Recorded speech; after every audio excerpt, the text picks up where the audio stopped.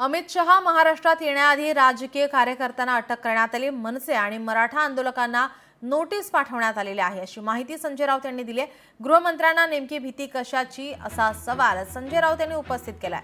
आंदोलन करण्याचा सर्वांना अधिकार आहे, असं संजय राऊत यांनी म्हटलेलं आहे। खासदार संजय राऊत यांनी अमित शहा यांच्या दौऱ्यावर आता टीकास्त्र डागलंय। तुम्हाला महाराष्ट्रात शिवसैनिकांची भीती वाटते, तुम्ही देशावरती राज्य करताय, तुम्ही गृहमंत्री आहात, मग तुम्हाला इतकं भय वाटण्याचं कारण काय? तुम्ही अद्याप मराठवाड्यातल्या शेतकऱ्यांच्या नुकसानीची कारवाई करायला गेली नाही, ही पण तुमची भीती आहे। शेतकरी येऊ देणार नाहीत, पण शेतकरी अंगावर येतील। तुम्ही सामान्य शिवसैनिकांना अटक करता।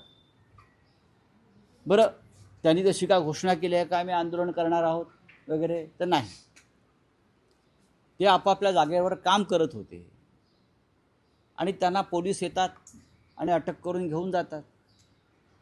कुठे घेऊन जातोय हे सांगत नाहीत। हा काय प्रकार चालला आहे महाराष्ट्रामध्ये? आपण गृहमंत्री असाल हो, मग गृहमंत्र्यासारखं वागा। बेडरपणे खोटे गुन्हे दाखल करणं, विरोधकांना अटका करणं, तुरुंगात टाकणं, याच्यावरच ह्यांचं राज्य चाललेलं आहे। हे फार काळ चालणार नाही। लोकशाही मराठी ऐका, पहा, जागरूक रहा।